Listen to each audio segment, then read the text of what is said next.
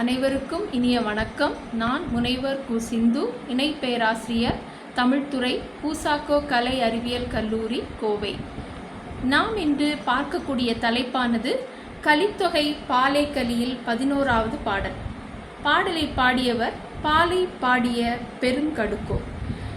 தலைவனின் வரவினை எதிர்பார்த்து ஆற்றியிருக்கும் தலைவி தோழியிடம் கூறியது. தலைவி தன் தோழியிடம் தலைவன் பொருளீட்ட சென்றார்.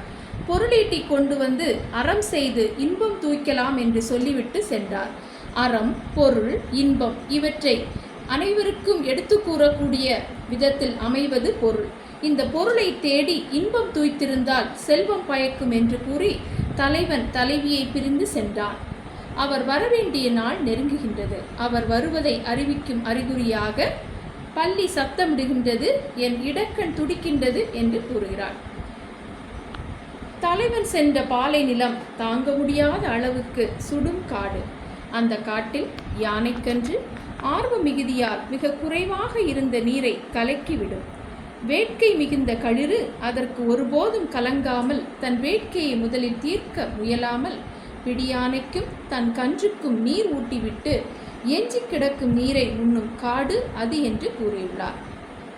அந்த காட்டில் இன்பம் இல்லை. இலைகள் காய்ந்து உதிர்ந்து போய் பட்ட மரங்கள் நிற்பதற்கு நிழல் தராது. துன்புறுத்தும் தன்மையது அக்காடு என்றார். அக்காட்டில் வெம்மை தாங்காது ஆற்றியிருக்கும் தன் பெண் புறாவை ஆண்புறா தன் மென்மையான சிறகுகளால் விசிறி கொடுக்கும் என்றும் அவர் கூறினார்.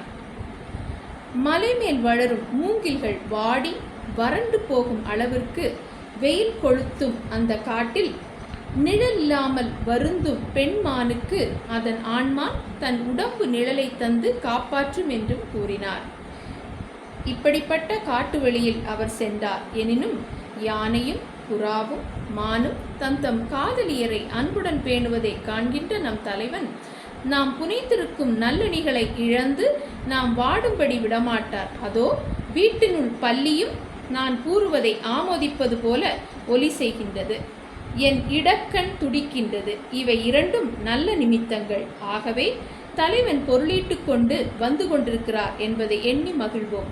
அதுவரை நாம் ஆற்றியிருப்போம் என்று தலைவி தோழியிடம் கூறுகின்றாள். இதுவே இப்பாடலின் கருத்தாகும்.